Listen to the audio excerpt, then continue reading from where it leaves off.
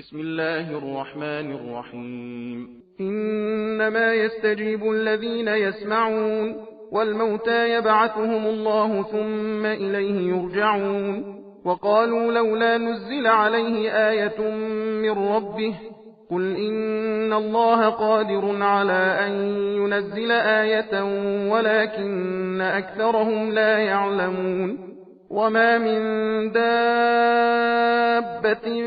في الأرض ولا طائر يطير بجناحيه إلا أمثالكم ما فرطنا في الكتاب من شيء ثم إلى ربهم يحشرون.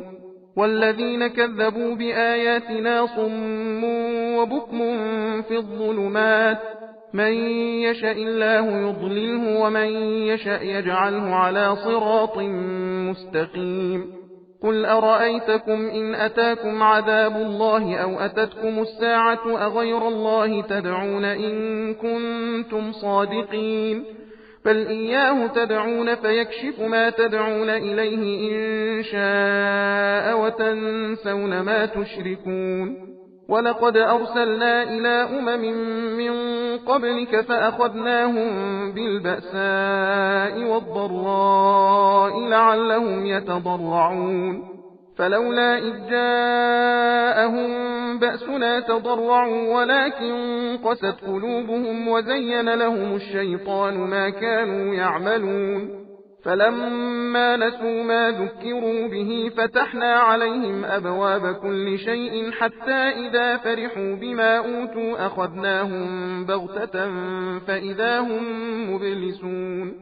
فقطع دابر القوم الذين ظلموا والحمد لله رب العالمين.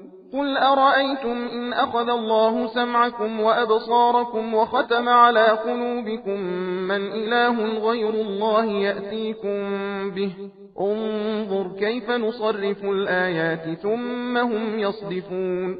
قل أرأيتكم إن أتاكم عذاب الله بغتة أو جهرة هل يهلك إلا القوم الظالمون. وما نرسل المرسلين إلا مبشرين ومنذرين فمن آمن وأصلح فلا خوف عليهم ولا هم يحزنون.